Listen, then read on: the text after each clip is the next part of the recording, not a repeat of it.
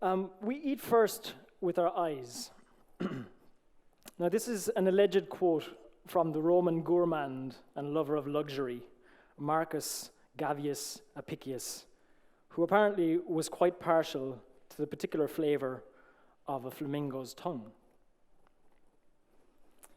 Now, back in the 1990s, as a naive teenager, I spent a short summer in France on an exchange.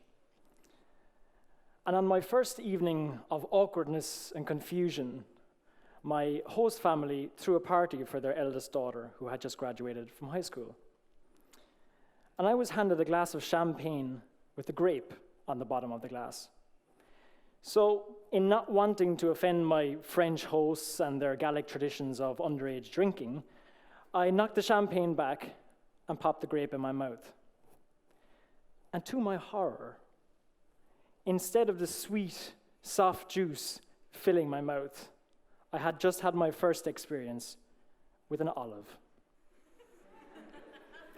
Salty, dense, shocking, l'olive. And that got me to thinking, what was it in that situation, in that context, that my senses told me that I was going to enjoy a sweet moment, when in fact, the opposite was the reality? And in that case, I definitely ate first with my eyes. And what I'm going to talk to you today about are crossmodal sensory interactions. That is, how our senses interact and, more importantly, influence each other. And specifically in this talk with regards to taste and flavor. So, before we begin, there are two terms which are often misused and therefore need some clarification. Taste. So, taste is often used with or in exchange with flavor, when in fact these are quite two distinct but related phenomena. And taste refers to the specific interactions between taste compounds and taste receptor cells, which are mainly located in your mouth. Now, these taste receptor cells are found in what we call taste buds, and these are visible to the naked eye as little bumps on the surface of your tongue. And if you have a lot of free time in your life, you can count those bumps. And it has been shown, for example, that those people who have more taste buds are more sensitive to certain tastes. And if you have above a critical level, you're a super taster, which means you're very sensitive to specific tastes. Now, contrary to popular belief, most tastes can be observed and perceived on most parts of the tongue, with the exception of bitterness, which is mainly concentrated at the back. Now, these basic tastes have evolved with certain physiological and evolutionary functions. Sweet, with detecting energy through sugars. Salty, with maintaining and monitoring electrolyte balance in the body. Bitter, with avoiding toxins like bitter-tasting poisonous berries. Sour, with maintaining body pH levels. And umami, with monitoring protein intake. And in addition to these basic tastes, there are other tastes which are currently being investigated. For example, fatty, metallic, kokomi, just to name a few. And in fact, there's up to about 20 which are currently being investigated. So watch this space. So what about flavor?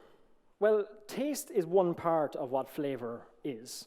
And flavor has been defined as the complex combination of the olfactory, gustatory, and trigeminal sensations perceived during tasting, and may be influenced by tactile, thermal, painful, and or kinesthetic effects. Pretty cool.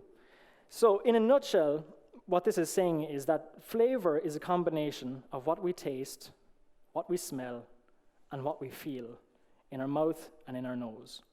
So flavor is an integration of our senses, a true multisensory experience. So, how do our senses interact and influence each other?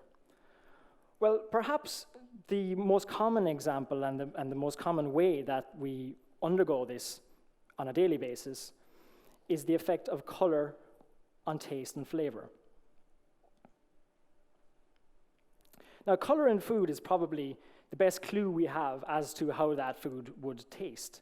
And we live in an incredibly visual world with up to half of our brain involved in the integration of visual stimuli, whereas our senses of smell and taste are used less and less compared to earlier points in our evolution. In 2001, there was a study, a much talked about study, which was carried out, which looked directly onto the effect of color on flavor. And in this test, wine experts were used as guinea pigs. So wine experts who are specifically trained to identify and describe the complexities and nuances of wine flavor. And this work was carried out as part of the PhD project of Frédéric Brochet in the University of Bordeaux. And what he did, quite sneakily, was to take a white wine, dye it red, and then give it to 54 enology, that's wine science, students, along with the original white wine. And what he found was, when these wine experts were describing the aroma of the white wine, they used typical terms used in describing white wine aroma. For example, honey, lemon, etc. But extraordinarily, for the red wine, that is the white wine that has the dye in it, these wine experts use aroma descriptors more normally used for red wine, like raspberry, cedar, and chicory. So, the so-called experts were fooled by color. Now, the dye that he used was a tasteless, odorless dye, and the wines themselves were not even tasted. So, color was made to fool their sense of flavor. Now, this has since been confirmed in another study in 2003 in New Zealand, where again, professional wine tasters fell into the same trap, and this time even when tasting the wines. So it seems like color can influence how we perceive flavor. And if we think about color, the influence of color on flavors and tastes has a lot to do with how we expect certain colors to taste. So look at the red apple and the green apple. You might think, in comparison to the green apple, that the red apple is a little bit more sweet, maybe a little less sour, and that the green apple may be a little bit more tart and less sweet. And it may be simple ripening processes like this, where food changes color during ripening, that have taught us to recognize and associate certain colors with certain tastes. And from various studies and sources, the color black and purple and violet have been associated with bitter tastes, the color white with salty, colors green and yellow with sour, and for example, reds and pinks with sweet. Now, for those of us in food production, or God forbid, branding, this type of information is key in building and suggesting as to what the expected flavor or the expected taste of the end product would be. Now, there have been examinations into whether the intensity of the color of the food could affect our perception of the taste. So could a darker red cause us to perceive a more sweet taste, for example? And in some cases, this has been shown to be the case. In other cases, not. So the jury is still out. But what's really cool is that when something external to the food, something associated with the food, has been caused or has been shown to cause us to perceive taste in a different way. And a beautiful example of this was given in a study where an expertly drawn strawberry-flavored mousse was presented on either a white plate or a black plate to participants. And what they found in that study was, when the strawberry-flavored mousse was presented on the white plate, the participants in the study perceived it as 10% sweeter than the strawberry mousse on the black plate. Now, these two mousses were the same. They have the same level of sugar, and chemically, the reaction on the tongue was the same. But something was causing them to over-perceive sweetness, in this case, the color of the plate. So they were tasting sweetness that wasn't there, phantom sweetness. Staying in the visual world and moving a little bit away from color, certain shapes and angles have been shown to suggest and elicit certain tastes that we would perceive.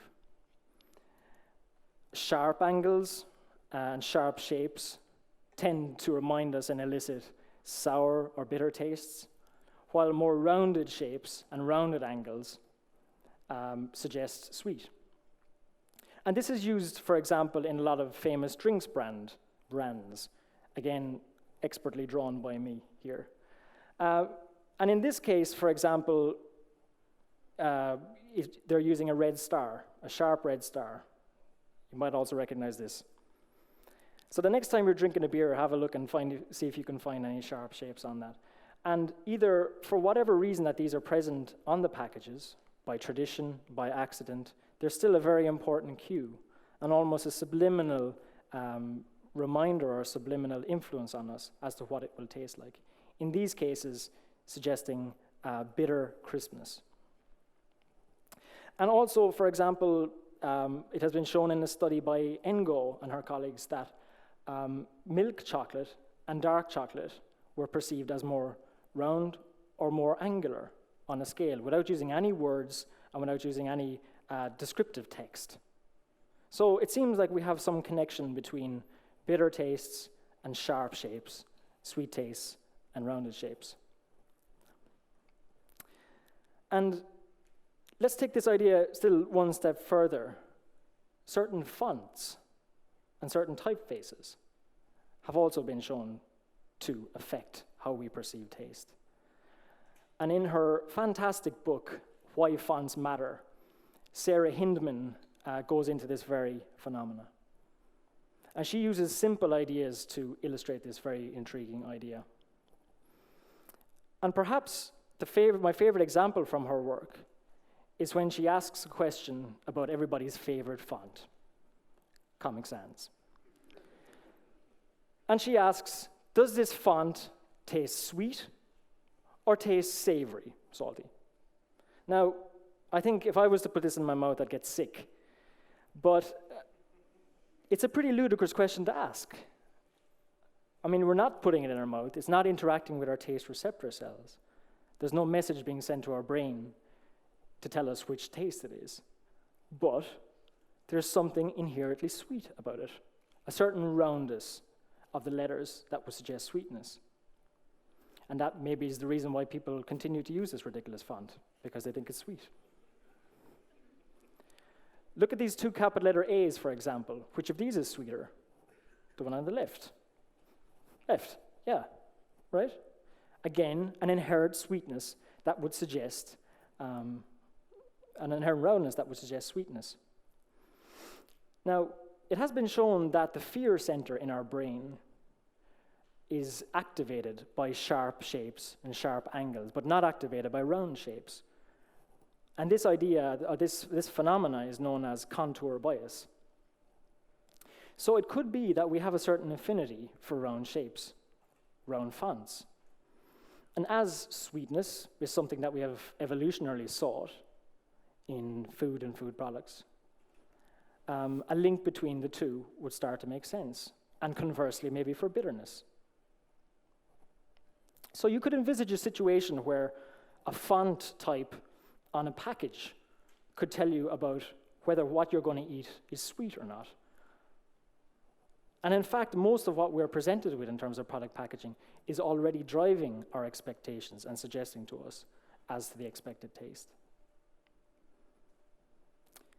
So, I guess you're probably all still thinking about the olive, right? What was it on that evening in rural France back in the 1990s that fooled a teenage Kevin? My senses told me to expect a grape.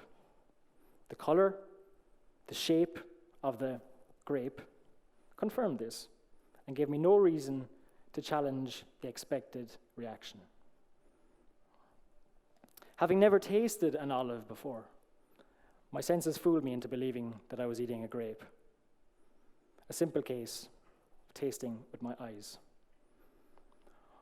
Or then I was drunk, very drunk. Thank you.